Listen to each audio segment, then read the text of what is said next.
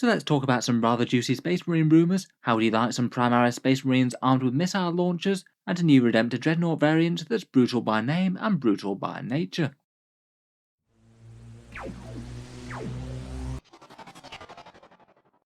Hello and welcome back to Warspecs Tactics, where today we're talking Space Marines, and I wanted to discuss some interesting new rumours regarding a new Primaris infantry variant and a brand new Dreadnought. There seems to be a follow-up to rumours that have been circulating for a really long time, a new Dreadnought kit and missile-armed Space Marines of one sort or another, and basically I've just been sent a whole bunch of details by someone who seems to know a little bit more as to how they're actually going to be releasing.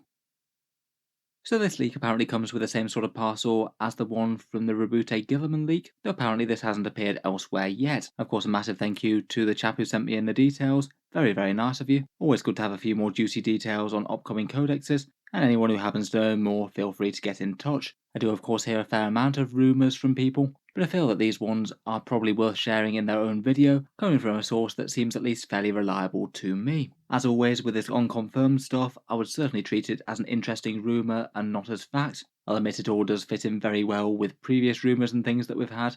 There's certainly been plenty of hazy talk of a new Dreadnought variant and some sort of bombardment style marines that I've talked about before on the channel. Apply salt to taste, of course, though I really wouldn't be too surprised if we get something pretty similar to these leaked details. In any case, getting into the leak, apparently the two new units will be a Dreadnought called a Brutalis Dreadnought, an aggressive Redemptor chassis that's a bit more close range focused compared with its other cousin, and missile launcher Space Marines called Desolator Space Marines, a missile launcher armed squad for the Primaris. Otherwise, in terms of the release, apparently Jump Pack Primaris aren't going to be making their appearance with the new updated rules for Marines within 9th edition. I'd guess that if rumours of those really are true, they might be being saved till 10th. I guess might make some sort of sense to release alongside a Blood Angels range if they are indeed going to be one of the factions with the main focus in the next version of 40k. Otherwise, supposedly these are going to be making their appearance in a Space Marine box set, apparently the new models plus the Gravis Captain, which was apparently supposed to be for this box set but released a bit early. Sort of feels like it could be an equivalent to the Shadowspear box set for Games Workshop. I wonder if we might see them duking it out against World Eaters or something like that. I can't help but think that Games Workshop are probably building up to some sort of big versus box set teaser for Christmas Day like they have had the last couple of years. I suppose if these rumours turn out to be true, we might well see some new Space Marines revealed then, I guess. In any case, getting into a little bit more details on the rumoured new units. First up we have the Brutalis Dreadnought, and from this leaked rule set it sort of feels a little bit like it's trying to ape the Blood Angels Furioso Dreadnought a little bit, a faster and more close combat focused Redemptor Dreadnought, but available to all the chapters. Supposedly the thing is apparently going to be 10 power level, the same as the Redemptor, though the points cost for this wasn't mentioned. I do wonder whether or not someone might have got a glimpse at a datasheet and then is reporting on that. Faster than a Redemptor probably doesn't really give them all that much wiggle room. They already have a Redemptor chassis thing that's faster than a Redemptor in the Invicta, I guess. So I guess that would imply that this thing might well be 10-inch movement as well. For war gear, I'd say there's only really hints as opposed to anything that's really too concrete. Apparently it'll have some sort of option for Redemptor claws, which sounds very similar to those Furioso type claws that the Blood Angels can get. These would apparently double the attacks of the Dreadnought, though I strongly suspect that it would be at the expense of some sort of strength and damage. The Redemptor currently has fists that double its strength and give it D3 plus 3 damage, so maybe these will be something like a flat 3 instead perhaps. Might probably be an overall better thing for it to have for general purpose combat though. The Redemptor currently is pretty decent against heavy hitters with that big D3 plus 3 damage, but it's kind of less good against infantry, struggling to squash too many hordes. Apparently the Dreadnought also has some ranged options as well, again not really clear from the text leak to be honest. Apparently options for a stubber, heavy bolter and a multi-melter will all feature, though again it didn't really quite spell out exactly how they're equipped on each arm. I guess the stubbers and things could even potentially be mounted on the hull a bit like the Invicta has. Overall probably poses about as many questions as it answers, but certainly sounds quite fun. Kind of nice to have a little bit more variety in the Primaris Dreadnought lineup. There's really quite a lot between the Contemptors and the various other ones from the Codex that are non-Primaris.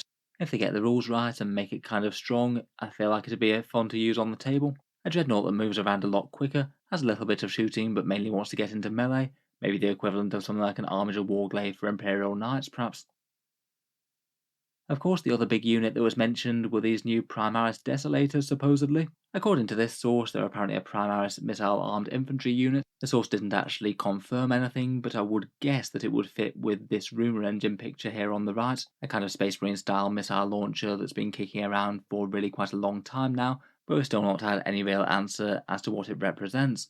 According to this, the Space Marines bearing them would just be standard foot-style intercessors. I guess there'd be a Primaris heavy weapon type squad to rival Hellblasters in the heavy support section. And interestingly enough, we do have some fairly specific rules for them. They're rumoured to be around 35 points per model, and get a missile launcher that gets 2 different attack modes. Though the details on any of their profiles were a little bit on the limited side. Apparently each weapon gets a primary and secondary weapon, which I guess would kind of fit with the rumour engine picture. It does look like there's a big missile in that case there, and then there's a smaller one next to it. The big missile apparently gets to fire either super frag or super crack shots. The name's interesting, as that's the same as you get on the Hammer 4 bunker, but the stats that are written down here don't really mirror that one too much. Apparently the super crack shot is strength 8 and AP -2, and the super frag gets something like D3 plus 3 shots at strength 4, AP -1 and damage 1. I mean, they do seem a little bit better than frag and crack missiles, though perhaps the Hammer 4 bunker one is perhaps a little bit more impressive. That gets a +2 to the strength compared with the regular missiles.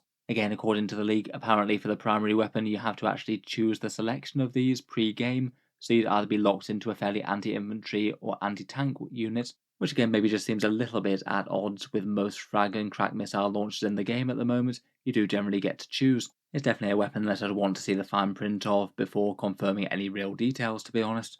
Otherwise though, for the rumoured bits of the secondary weapon, apparently this gets to ignore line of sight. Most of the Space Marines in the squad get a Castellan launcher with D3 shots. This one seems like a mini mortar, to be honest. D3 shots at strength 4, AP 0 and damage 1. They get to ignore line of sight, so I guess are one of the first Primaris true artillery units, fitting that role for the Marines, I suppose. The Sergeant apparently gets a flatly better one of these, called a Vengeance launcher, D6 shots that gets AP -1 and damage 2. I'd guess maybe at the same strength, seeing as it's already quite decently powerful, but maybe it's a bit higher. Again, without really seeing the fine print on these, it's not really clear just how good they'll be. The ignores line of sight weapons might be kind of underwhelming if you have to target the entire missile launcher at one thing. It means that if you're firing out of line of sight, you might waste the first shot unless that ignores line of sight too. But overall, I think the take-home message from the league is Primaris infantry with missile launchers that fire a whole bunch of complicated shots, some of which ignore line of sight. They kind of sound like they're going to be a Primaris equivalent of Devastators, maybe a bit more so than the Hellblasters perhaps.